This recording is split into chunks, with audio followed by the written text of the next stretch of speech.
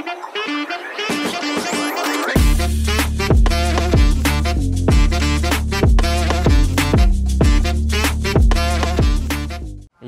jadi bukan hanya yang tidak kasat mata, tapi kalau misalkan kalian main keluar terus ketemu sama orang yang membawa kesesatan pada kalian berdua, itu juga bisa disebut dengan setan.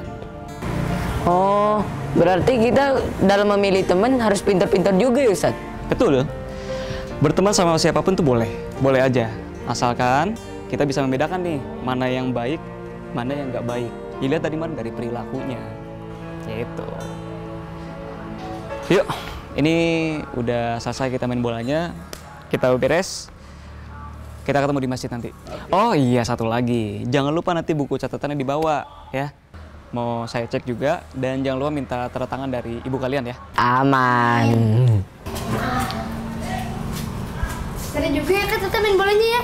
Iya, ternyata Pak Ustadz main bolanya juga lumayan ya. Iya, nanti kapan-kapan kalau Al udah besar nih, Al mau aja jadi pemain bola. Iya, tapi Al juga harus menjaga badan Al supaya tetap kuat.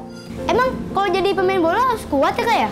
Iya, Al, kan kita kalau mau ngerebut bola dari lawan kan butuh tenaga yang besar, lari ya kan. Maka dari itu kita harus rajin olahraga pagi. Sehat aja nggak cukup, Al. Yaudah deh, mulai sekarang Al pengen jaga tubuh Al supaya bisa main bola nanti. Ya, oke. Jadi yuk. Bentar Kak, Al lapar nih.